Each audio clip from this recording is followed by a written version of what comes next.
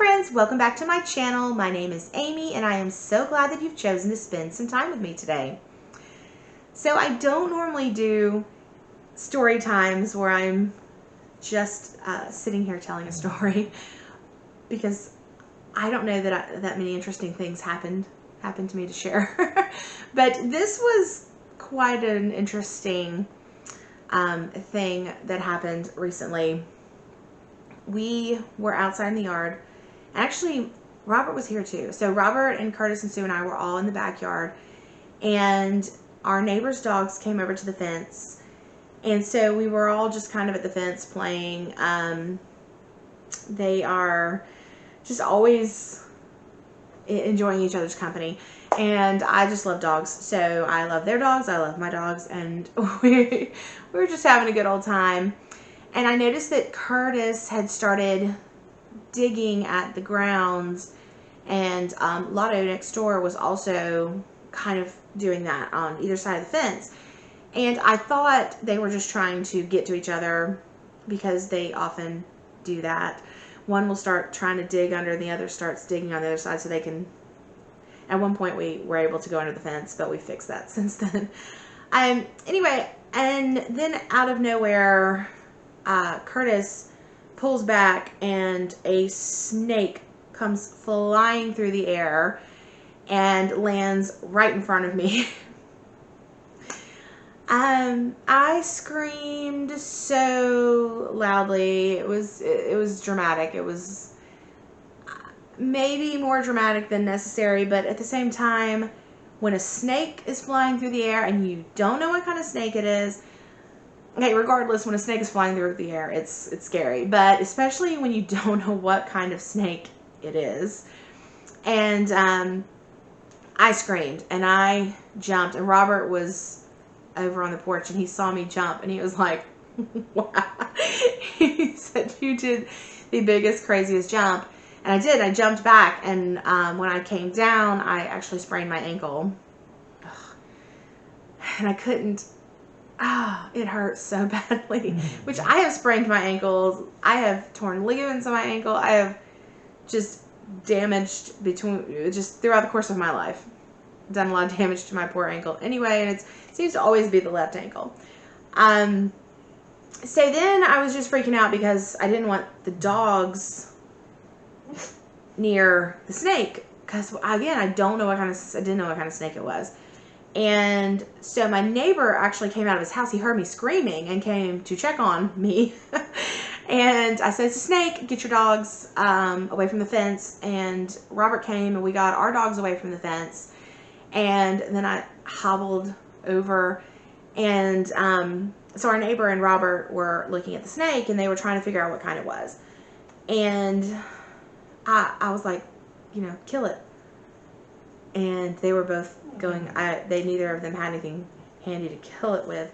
But then at the same time, Robert was like, I don't want to kill like a good snake, or like a non-bad snake. And I get it. I don't want to kill anything. That's why I told them to do it, because I didn't want to be the snake killer. But when I was a kid, we had a dog get bit by a pygmy rattler on the face, and her face swole up. She survived and everything was okay, but it was just a very scary thing. So when it comes to my dogs and snakes, I'm very cautious about letting them near snakes. Sue and I were at the house, our old house, and stepped right on a snake, and Robert was here. We had not moved here yet. We were at our old house. So I had to call my dad. My dad came, and I can't remember which kind, but it was one of those bad poisonous ones. And he came and took care of it for me there. Yeah. I know. That was scary. Sorry. Sue heard me talking about him. And so when it comes to my babies and snakes, I'm very cautious. And so we walked away, basically. The snake disappeared, and we got online and we were able to find it, pretty sure, that it was just a garter snake, which is not a poisonous snake. So at the same time, I don't want the snakes in my yard. So I started doing some research. Sorry, he's gonna start barking. Shh, don't bark. It's gonna be really loud if he does. Shh.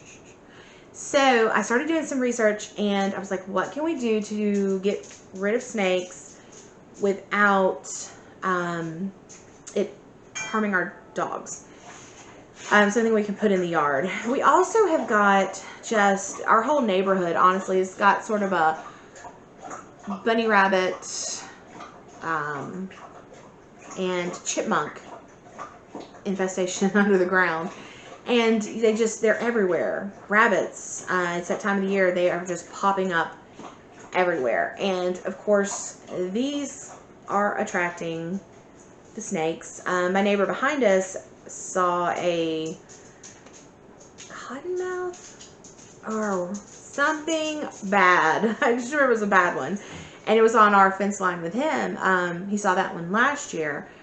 So anyway, I was like, what can we do? What can we put in the yard? How can we get rid of the snake without killing the good snakes? Like, I don't want to, like, I don't know exactly. Just don't know what to do. So this is going to be very odd unless you've done it. And I'm hoping somebody that is watching this video has experience with this and can get in the comments and tell me whether this is going to work or not. What I found online that I thought was absolutely the coolest thing, if it works, and fortunately it's not like expensive if it doesn't, and I can use this for other things, because it is Irish Spring soap. It's so strong. It's very strong, and apparently the smell is so off-putting to snakes and to rabbits and rodent type things. Man, it's really strong, but you can cut it into little pieces or shave it, or you can add it to water in a spritzer bottle and spray it around your yard. And the smell is so intense and so pungent that the snakes can't handle it, and they will leave the area. So, and I didn't read this just from one source. I read this from multiple sources. So I'm thinking that there's a possibility that Irish Spring might save the day. I don't know. We're gonna try it. We're gonna see. I'm gonna probably try all the different ways, and I know it's safe for my dogs, so that's a good thing too. And any extra we can just use in the shower. So, and it won't go to waste. And then as soon as I got done picking this up, someone mentioned Snake Be Gone, and they said that this is basically just mothballs crushed up or something. So I think that one is okay too. But I love a good old weird random sorry, my dog is so distracting, home remedy type thing. So we're gonna try this, and I'm gonna try it in all the different forms. I'm gonna cut it up, I'm gonna shave it up, I'm gonna spray it up, and we are going to see. But the thing is, it's going to be really hard to judge whether this works well or not, because we see one snake a year probably. So if that, we'll never know.